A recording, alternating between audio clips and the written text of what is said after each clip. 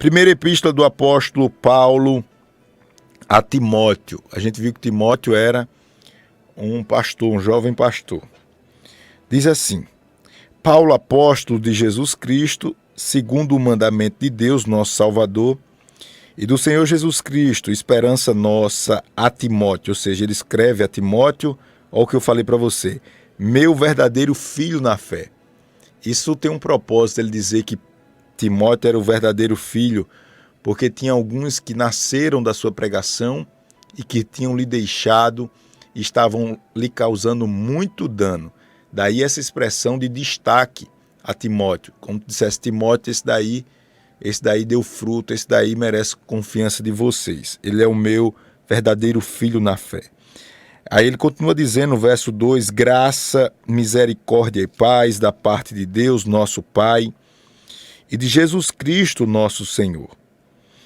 A partir do versículo 3, ele fala sobre as falsas doutrinas e o evangelho da graça e o bom combate. Verso 3, continuando a leitura. Como te roguei quando parti para a Macedônia, que ficasse em Éfeso, para advertires alguns que não ensinam outra doutrina, nem se deem as fábulas ou as genealogias intermináveis, que mais produzem questões do que edificam ou traz edificação de Deus, que consiste na fé. Assim o faço agora. Olha que coisa interessante, e aqui tem uma lição importante para você. Paulo estava dizendo, olha, Timóteo, eu quero que você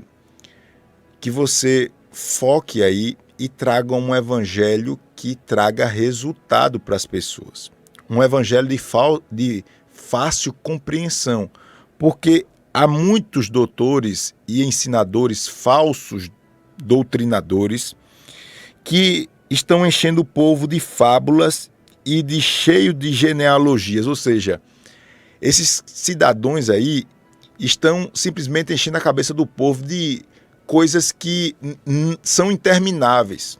Isto é, em outras palavras, Paulo está dizendo assim, olha, se apegue ao evangelho prático. Pare com essas enrolações todas, essas fantasias, essas fábulas. Olha, irmãos, eu nasci no evangelho, mas eu nunca fui adepto a esse evangelho que entra pela perna do pato, sai pela perna do pinto. E é o que ele está dizendo aqui. E você, no fim, você diz assim, eu aplico em quê na minha vida? Isso serve em quê para a minha vida? Aí Paulo diz, olha, pregue o evangelho que consiste na fé. E é o que eu vou fazer agora. Então, não perca seu tempo com esses negócios, não, que traz mais confusão do que edificação. Traz mais dúvidas do que edificação. Busca o evangelho prático que eu coloco na minha vida hoje, que serve para mim. Claro que você não deve ser adepto de uma doutrina rasa, mas que você não busque essas fábulas nem essas genealogias intermináveis, que fulano é filho de fulano e é pai de não sei de quem, que não termina nunca, dá um rolo maior do mundo. Por isso que muitas pessoas não querem nem ouvir o evangelho. Porque tem hora que a gente vê umas pregações que eu digo, meu Deus do céu, eu sou pastor, eu não estou entendendo, imagina os irmãos. Versículo 5. Ora, o fim do mandamento é o amor, de coração puro e de boa consciência e de uma fé não fingida. Paulo disse que ia pregar esse evangelho da fé sem fábulas, e ele já começa falando sobre o amor de coração puro. Bonita essa expressão. Verso 6. Do que, desviando-se alguns, se entregaram às vãs contendas, querendo ser doutores da lei e não entendendo nem o que dizem, nem o que afirmam, o que eu acabei de dizer. Os cabas enrolam tanto que nem eles mesmos entendem o que estão falando. Paulo está dizendo, olha, não considere isso. Verso 8. Sabemos, porém, que a lei é boa, se alguém dela usa legitimamente, sabendo isto, que a lei não é feita para o justo, mas para os injustos e os obstinados, para os ímpios e pecadores, para os profanos e irreligiosos ou não religiosos, para os parricidas e matricidas, para os homicidas. Essas palavras assim, a gente não... O que é parricidas e matricidas? Parricidas é aqueles que matam os pais. O filho que mata o pai é parricida. Matricida é o filho que mata a mãe. Palavra difícil, né? Que a gente não... Mas é exatamente isso que eu estou falando. Ou seja, Paulo está dizendo aqui que a lei, ela foi feita para esses que cometem erros e pecados. Aí ele continua dizendo, para os fornicadores, para os sodomitas, para os roubadores de homens, para os mentirosos, para os perjuros e para os que por contrário, ou melhor, para o que for contrário à sã doutrina, conforme o evangelho da glória de Deus, bem-aventurado que me foi confiado. Então Paulo está dizendo que a lei é justamente para aqueles que cometem esse tipo de irregularidade, vamos dizer assim, de pecados. Então, a gente não há de temer a lei, a gente não há de temer os códigos e as autoridades, por assim dizer. Versículo 12 diz assim: e dou graças ao que me tem confortado, a Jesus Cristo, Senhor nosso, porque me teve por fiel, pondo-me no ministério, a mim, que dantes fui blasfemo, e perseguidor e opressor, mas alcancei misericórdia, porque o fiz ignorantemente na incredulidade. Paulo agora está dizendo, em outras palavras, que dos pecadores e daqueles que causaram destruição aos crentes e aos cristãos, ele era um dos piores. Ele vai afirmar isso mais na frente, de forma mais clara. Versículo 14. E a graça do nosso Senhor superabundou com a fé e o amor que há em Jesus Cristo. Esta é uma palavra fiel e digna de toda aceitação, que Cristo Jesus veio ao mundo para salvar os pecadores, dos quais eu sou o principal, que eu estava falando, né? Olha que coisa linda, irmãos. Olha, um homem, enquanto mais ele chega perto de Deus, mais ele tem consciência do quão é pecador. O homem, quanto mais chega perto de Deus, mais ele fica constrangido e ele descobre quem de fato ele é. O apóstolo Paulo, conhecido por alguns como São Paulo, era um homem extremamente doado às coisas de Deus. Um evangelista missionário de mão cheia. Sofreu, você que estava desde o início, viu dizendo que antes de ele escrever essa carta, ele passou 2 anos preso. 2 anos preso. 2 anos em sua própria casa em Roma. E esse homem levou chicotadas, esse homem foi traído, esse homem, ele perdeu bens, tudo por amor de Cristo. Ele chegou a dizer que foi arrebatado até o céu e viu o paraíso, não sabia direito o que tinha visto, não conseguia, na verdade, dizer o que ele tinha visto. Esse homem teve muitas experiências com Deus, mas cada vez que ele se aproximava mais de Deus, mas ele via que dos homens ele era o pior, a ponto de dizer, olha como isso é profundo, ele disse que quando ele queria fazer o bem, quando vê o mal ele já tinha feito. Isso eu estou falando de um homem santo, um homem dedicado exclusivamente às coisas de Deus. É o que você tem no seu coração. Se você não tem consciência ainda do homem mau que você é, se você não tem consciência ainda do pecado que inflama seu coração, é porque você está muito distante de Deus ainda. Quando você começar a se aproximar mais de Deus, você vai ver que miserável homem que sou. Que miserável homem que sou. É o que Paulo diz aqui, olha, desses homens eu sou o principal pecador. Meu Deus, meu Deus.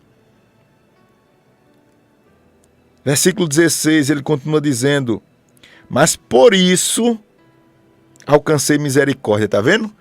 Ou seja, porque eu tenho consciência que sou pecador e sou dos piores, ou sou dos homens os piores. Por causa disso, eu alcancei misericórdia.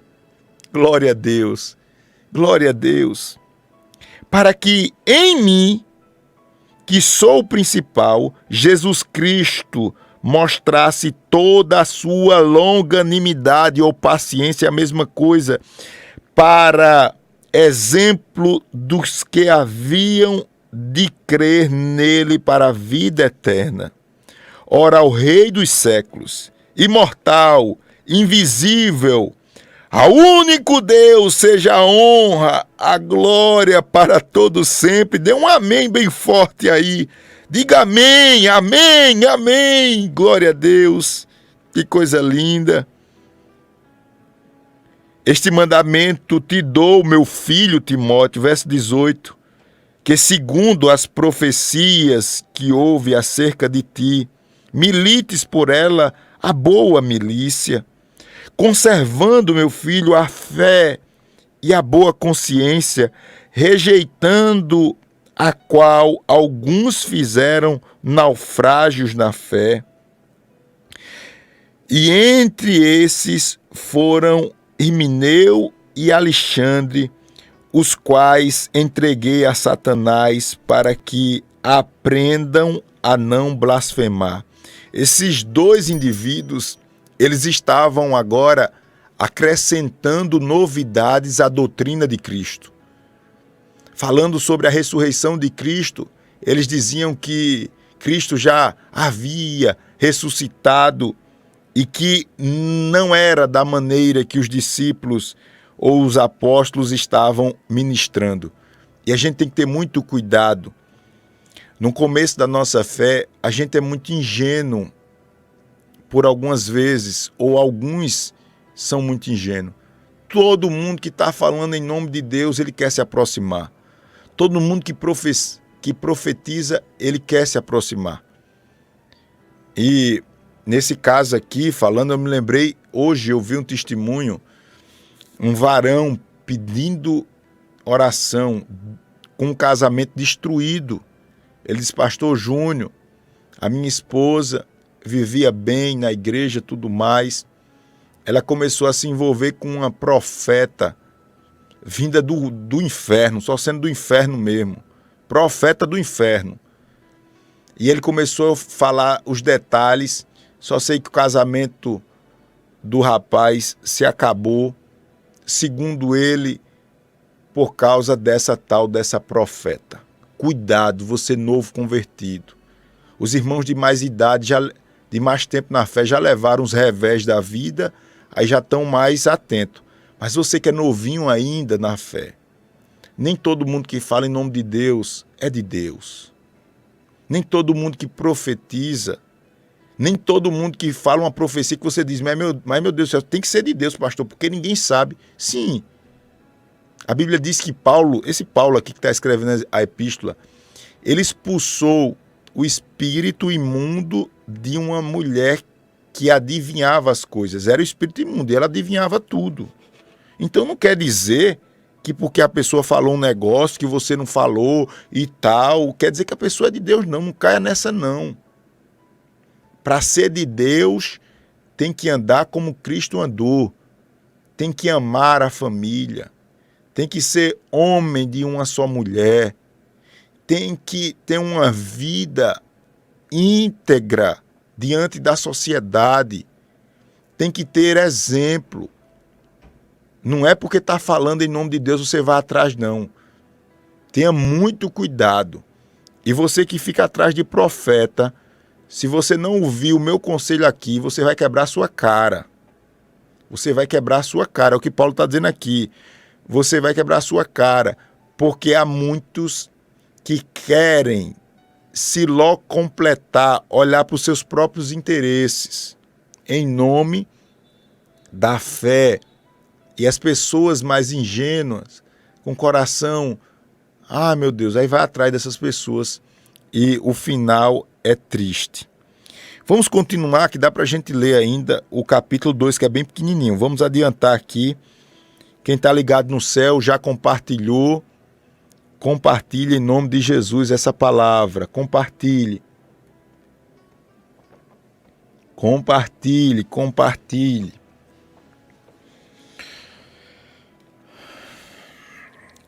Primeira Timóteo capítulo 2. Vamos iniciar agora o capítulo 2. Diz assim.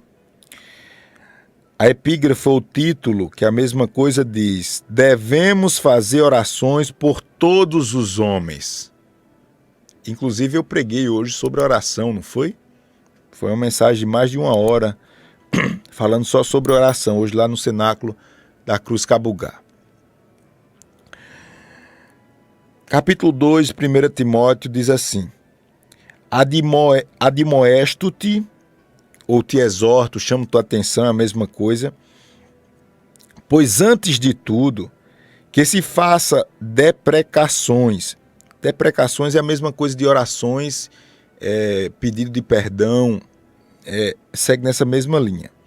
Orações, intercessões e ações de graças por todos os homens. Aí ele diz aqui, pelos reis e por todos os que estão em eminência, para que tenhamos uma vida quieta e sossegada, e toda a piedade e honestidade. Porque isto é bom e agradável diante de Deus, o nosso Salvador, que quer que todos os homens se salvem e venham a conhecer a verdade. Ou seja, olha aqui como a Bíblia é tremenda. Deus está dizendo que você deve orar pelas autoridades. Você deve orar pelas autoridades. Você deve orar pelo presidente, goste dele ou não, vote nele ou não. Você deve orar pelo seu governador, goste dele ou não, é dever seu orar. Você deve orar pelo seu prefeito, goste dele ou não. Você deve orar pelo seu vereador, goste dele. Então você deve orar por todos, pelo poder executivo, pelo poder judiciário, pelo poder legislativo.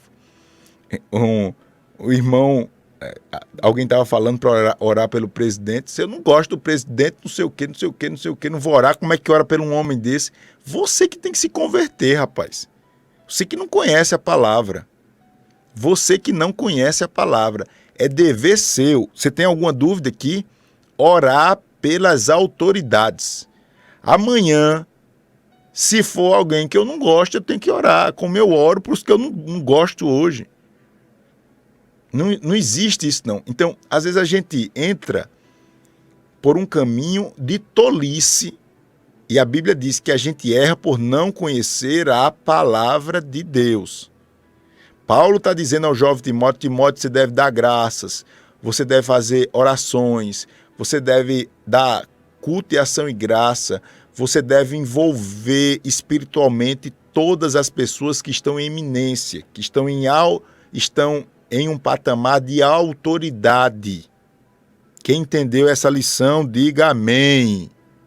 Amém. Então o versículo 5 continua. Porque há um só Deus e um só mediador entre Deus e os homens, Jesus Cristo, homem o qual se deu a si mesmo em preço de redenção por todos, para servir de testemunho ao seu tempo. Para o que, diga a verdade de Cristo, não minto, fui constituído pregador, apóstolo e doutor dos gentios na fé e na verdade.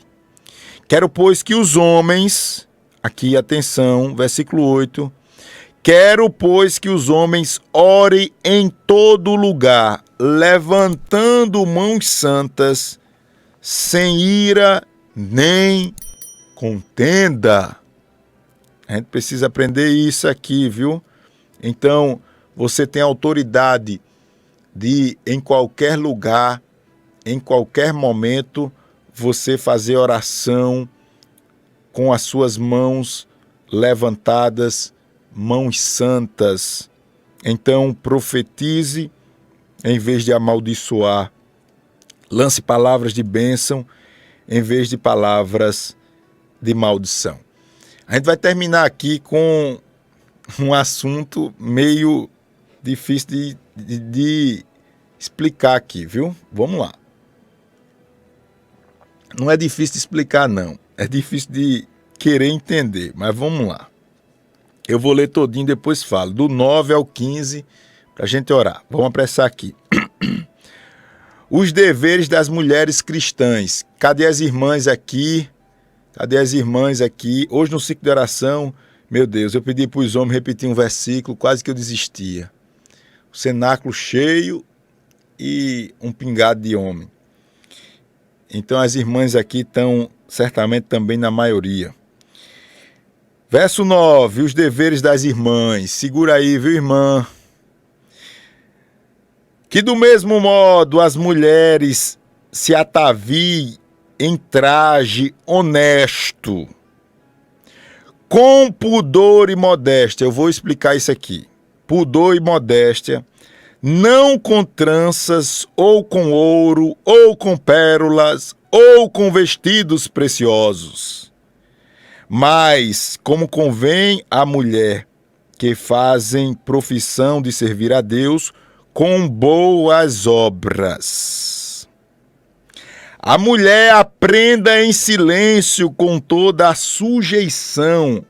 Não permito, porém, que a mulher ensine nem use de autoridade sobre o marido, mas que esteja em silêncio. Porque primeiro foi formado Adão, depois Eva. E Adão não foi enganado, mas a mulher, sendo enganada, caiu em transgressão. Salvar-se-á, porém, dando à luz a filhos, se permanecer em modéstia na fé, no amor e na santificação. E aí, a irmã Jacira já botou um ouvidozinho assim, né? Eita, a outra está dizendo aqui, é cajado, pastor. E agora? Vamos lá. Segura aí, irmãs, que eu vou precisar de um minutinho aqui da sua atenção para a gente fazer a coisa certa. Vamos lá. Primeiro, a Bíblia está dizendo que a mulher ela não deve colocar sobre o seu corpo adereços ou roupas que chamem a atenção e que sejam roupas exageradas. E aí, as mulheres aqui estão falando aqui de vestidos preciosos, ouro, pérola e tal, e tal, e tal. E que a mulher deve se vestir de algo chamado, ou melhor, a mulher deve se vestir com duas coisas, modéstia e pudor. Eu vou explicar para você o que é modéstia primeiro. O que é modéstia? Modéstia é você cobrir as partes indignas do seu corpo. É uma linguagem meio filosófica que eu vou usar aqui, mas é simples de entender. Então, por exemplo, para a nossa cultura, os seios das mulheres são partes indignas. Já para os índios, não. Então, para a nossa cultura, uma mulher que está com uma blusinha aqui, mostrando aquele negócio, né, as marquinhas do biquíni, não sei o quê, e tal, ela está cobrindo a parte indigna do peito, mas não está cobrindo a semidigna. Então, você vê o caminho todo. Isso é pecado. Isso é pecado. É sim. Mas pastor Júnior, vá reclamar com Deus. Eu estou aqui para pregar a palavra do jeito que ela é. Do jeito que ela é. Do jeito que ela é. Então, você deve usar uma roupa que cubra as suas partes. Às vezes as mulheres cobrem as partes indignas, vamos usar essa expressão, mas deixa as semi-indignas. E isso, irmão, a gente precisa falar. Esse caso de roupa aqui pega mais nas mulheres, não é? Saia muito curta, muito justa, calça comprida de torar, uns shortinhos. Aí você vai ficar dizendo assim, mas pastor Júnior, isso aí é bíblico? Isso é doutrina. Não é doutrina, pode usar calça, pode usar calça, pode usar saia. Isso não é doutrina, não. Mas você pode usar o que você quiser. Agora, se vista feito uma mulher decente, não como uma prostituta. Porque, pastor, você pode não ser prostituta, mas tem roupa de prostituta.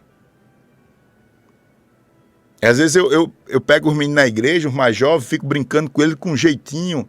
Eu tento mostrar para ele que aquele corte de cabelo é um corte de cabelo de malandro. Ele não é malandro, mas ele está usando o corte de cabelo de malandro. Para a nossa cultura é malandro. E a gente precisa dizer isso. E eu me firmo nessas palavras, principalmente porque eu sou um jovem pastor. Porque eu não aceitava os pastores mais velhos falando esse tipo de coisa. Eu dizia, é porque tá velho. Você não sabe nem o que é a vida, não. A vida é assim. Eu me sinto com autoridade pela minha idade, pelo meu envolvimento com a sociedade, com as pessoas, com outro nível de pessoas e tal. Meu irmão, não tem para onde correr. Aí você fica, pode, não pode, pode, não pode. E acabe com esse pode, não pode, em nome de Jesus. Pastor, pode isso, pode usar short, pode não sei o quê. Você pode usar o que você quiser. Agora se vista cobrindo suas partes, em nome de Jesus. Se quiser usar calça, use. Agora use uma calça decente, porque tem calça que é pior do que saia, tem saia que é pior do que calça. As mulheres estão me entendendo, diga amém. Eu estou errado, irmã. Mesmo que dizer que eu estou errado, eu estou certo, porque eu estou pela Bíblia. Então, eu vi um padre falando, a gente vai passar um pouquinho aqui, mas não desligue não, veja aí. Cumpra o seu dever, a gente vai orar aqui. Eu preciso falar isso. Eu vi um padre dizendo uma coisa muito interessante. Foi o padre Paulo Ricardo. É muito respeitado, conservador, e vez por outra eu escuto ele. Ele tem muitas lições nessa área do conservadorismo. E aí, ele disse que as nossas filhas estão se vestindo hoje pior do que as prostitutas de 50 anos atrás. E é uma verdade. A irmã está derrubadinha já. Aí quer se promover na roupa da filha. Aí fica usando a filha, é uma jovenzinha, adolescente, mocinha, aí fica usando essa roupa. É porque você está derrubada, queria usar essa roupa, não pode, aí fica botando na menina. Então isso é pecado, pecado. Modéstia é você cobrir as partes indignas do seu corpo, bem coberta. E modéstia é essa mesma ideia de cobrir, mas está falando agora de cobrir as questões emocionais da sua alma. Ou seja, quando você age com modéstia, você não pode se abrir com qualquer um. Não é agir com modéstia eu chegar aqui e começar a falar das minhas fraquezas para você. Não é. A modéstia é você resguardar. Eu tenho minhas fraquezas pessoais que eu posso contar para Clarissa, minha esposa, porque é uma pessoa que eu confio, para o meu pastor Técio, que é o meu pastor. Mas eu não posso estar... Tem pessoas que não agem com modéstia, achando que está sendo sincero, está sendo verdadeiro, e se expõe a todo mundo. Não faça isso, viu? Isso é pecado também. Não, pastor, é porque eu sou assim mesmo. Aí você chega para todo mundo e diz, eu sou assim mesmo. Aí você coloca a sua reputação lá para baixo. Não, pastor, é verdade mesmo. Tá vendo? Porque você não conhece a palavra. Isso é falta de pudor. Pudor. Do mesmo jeito que você deve cobrir seu corpo com roupa, cobrindo as partes indignas, você também tem o direito de cobrir, para os outros não ver a sua nudez da alma, seus problemas espirituais. Você não pode estar abrindo para todo mundo, não. Suas fraquezas, seus pontos fracos, você só pode abrir. Isso é como intimidade com uma pessoa de confiança. Então, Paulo está dizendo aqui, olha, mulheres, vocês precisam se vestir com as boas obras e não com brinco, quando eu digo brinco, não é que é pecado brinco, não. Estou falando de pérolas, que aqui nem fala de brinco, né? É as igrejas que botam esse negócio de brinco, não sei de quê. Aí está falando de tranças, de ouro, de pérola, de vestidos preciosos. Ou seja, qual é o pecado você usar com modéstia um brinco? Não tem problema nenhum, não vejo problema nenhum nisso. Qual o problema você usar uma trança? Qual o problema você ter uma joia equilibrada? Mas quando você coloca nisso a chama das pessoas para si, você está cometendo um pecado. Agora o problema aqui maior, né, para a gente compreender, é porque diz que a mulher, versículo 11, deve aprender em silêncio com toda sujeição. E Paulo diz que está proibido a mulher ensinar, nem usar de autoridade sobre o marido, mas que esteja em silêncio. E aí, irmã, vai ficar em silêncio ou vai falar? Deixa eu lhe explicar isso aqui.